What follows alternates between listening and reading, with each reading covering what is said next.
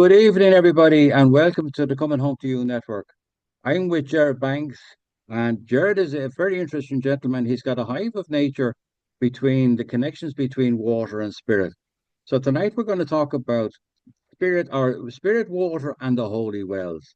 And we're going to do, because he has such a hive of knowledge, we're going to probably do maybe 3 or 4 sessions of it over the next week or two. And I hope you'll find this very interesting because he's such a fascinating man. He's got such a wealth of knowledge. So, Jer, we were talking about the connection between holy wells and water, and I was asking you what first got you interested in it, and you were saying that you were interested in it from a very early age. So, did something spark that interest, or was it just something that you felt inside you? A bit of both. Um, my nan was a big influence for me growing up in life, and she introduced me to a different way of looking at the world. And also, I guess the lock in Cork would have had a big influence on me growing up, and it would have been the old mythological stories of the lock and the understanding of, let's say, pure water and the healing benefits of water, all of this. And the lock is 100 foot above sea level and it's connected by underground springs to the whole of the city. And I guess from an early age, I was enchanted as to the actual mythology of the lock, and that opened many doors for me. And definitely, and even the history of Cork as well, which would be very much based on water. Um, And when you get deep into water, you can't help but also look at aspects of consciousness through water itself. And I guess that is kind of, we're going to start from the scratch, and that's where we're kind of going to head towards. And I guess you also have holy water, blessings of water. And as people, you can look at any sacred knowledge, wisdom from all societies, and they all seem to go back to the same thing. Like, are we a water blessing people? You hear about from all spiritual customs, traditions. They all have practices of blessings of water and all of the above. When we're baptized, it's all to do with water again. Um, then you start looking at like water as a conductor. Like when you look at electricity and all of that, you can electrocute yourself through water very easily.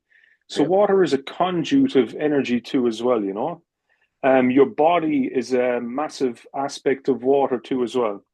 So when we look at also, let's say, faith, and people have a belief and spiritual beliefs of water, the different forms of spirituality. I suppose faith and what we call placebo are very similar. Like, a placebo would be, you could take a drug and there'd be nothing in it, but your belief in that having the ability to heal you can actually heal you of many things. Yeah. So it's very important to have belief, I believe, even from a placebo effect. Having belief in yourself has the ability to heal you from many things. Having the belief in water becomes Yeah. another thing altogether. And I guess it magnifies then when you have more and more people doing stuff around water. So from a young age, learning a bit about the mythology, history of the loch, I started going to the archives in the library of Cork City Hall upstairs and looking at all the old history of the loch. And there's always been amazing stories of collections of people coming together and doing ceremony and ritual at the loch.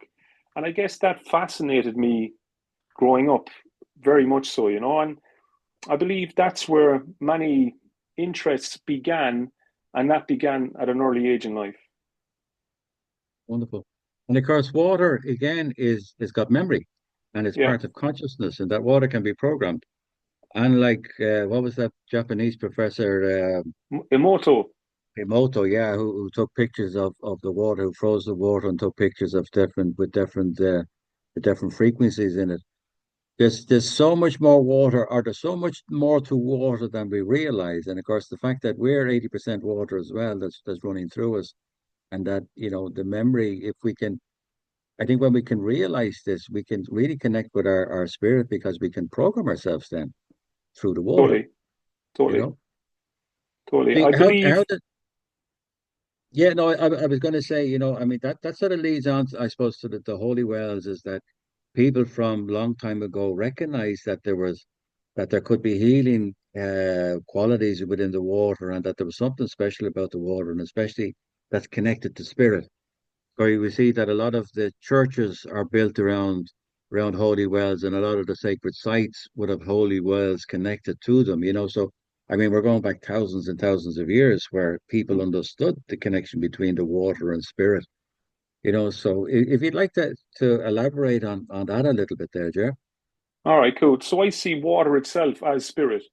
I see the spirit of a nation and its people very deeply connected to water. As we look at churches, and underneath the church you've water grid lines, right? And where the water intersects, that's where the altar would be. That's where you would be baptized. All of the above. But I would see that as a form of technology in a way. Um, and I believe the church just inherited this technology from systems that were there beforehand. And then they were able to use this technology to imprint the water to have a negative effect on us as um, a collective being, specially connected to the land.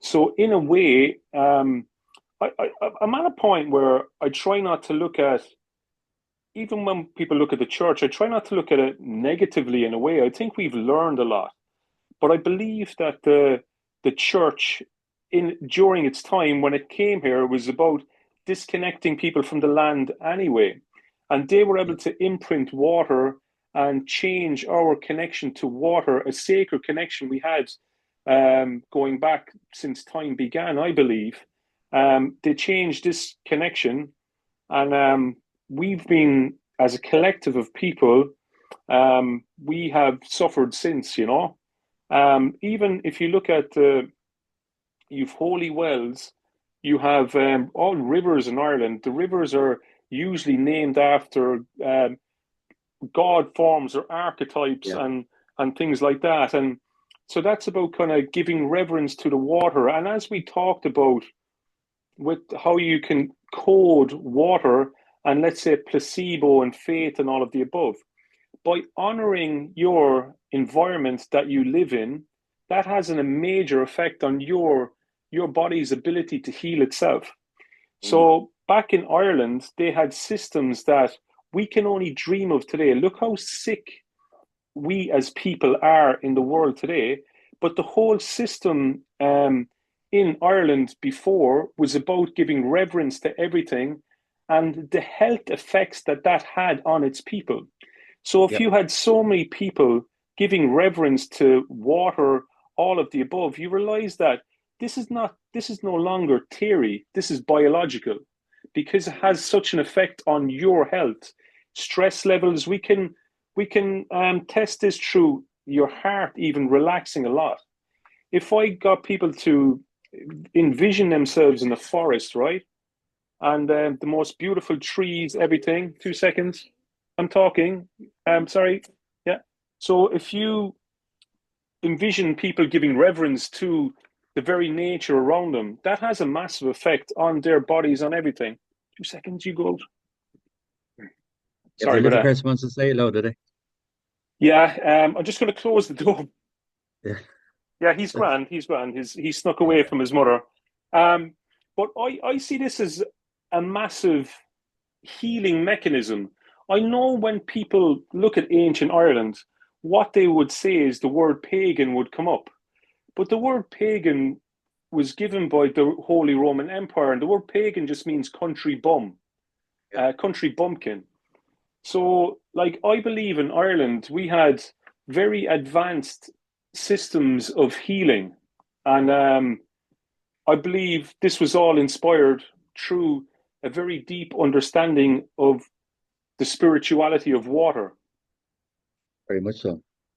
I'm glad that you brought up too the divine feminine as well within the rivers, and that how a lot of the Yeah, rivers in this country they're made out they're named after a sacred feminine, and they're nearly always saints or people who have mythical powers and stuff like that. And again, we're bringing up the connection between the healing, the wholeness, the connection between us and spirit and the land, and how we're all connected, and how that's all part of us and we're all part of it.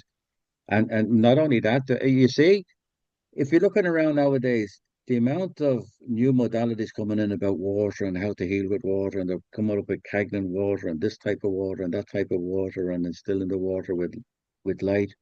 And people were slowly realizing water is very important.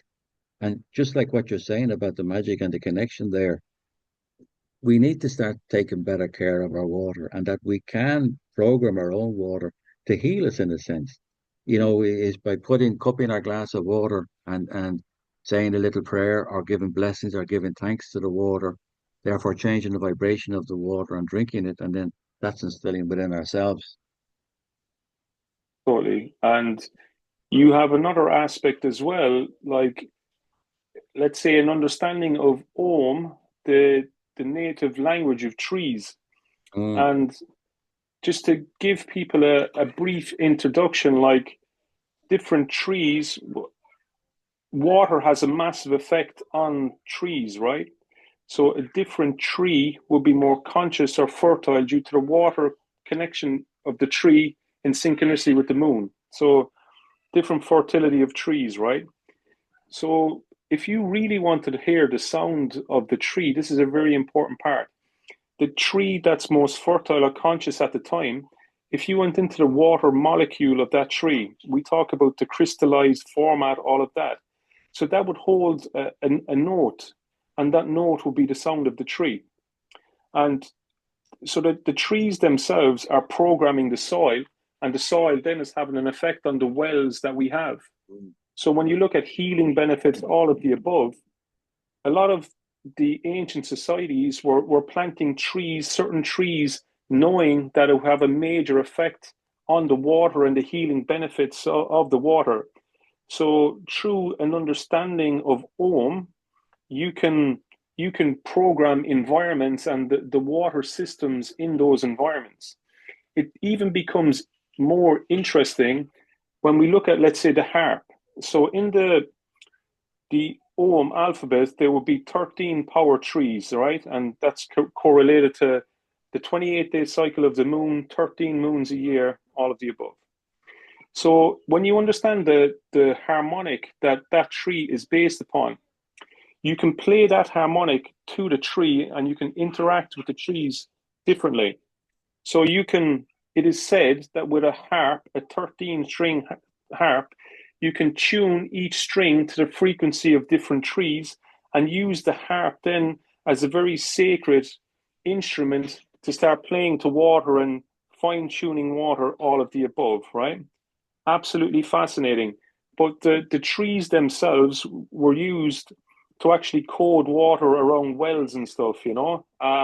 Yeah, yeah, it's very interesting, and again, we're bringing up the frequency and the harp and the trees and how everything again is interconnected, and how that frequency and how that we can interact with that, and we can sort of program it in a sense, to help it to heal themselves, to increase the high frequency, the high notes, therefore creating healing within the tree and within ourselves. yeah. But we're moving into a different area. I think we've whet the appetite of our listeners now with what we've been talking about so far. And maybe we'll talk about the healing frequencies on the next date to be announced yet. So, Jer, I'd like to thank you for being here. I'd like to thank everybody for listening. You're listening to the Coming Home to Us network. And we were talking to Jared Banks, talking about the holy wells and about the importance of water. So please look out for our next session, and we'll dive further into the frequencies of trees and the frequency and how it's all connected and how we can uh, encourage it and how we can influence it to the benefit of just ourselves and of society and of our nature. So thank you very much for watching, and keep an eye out for number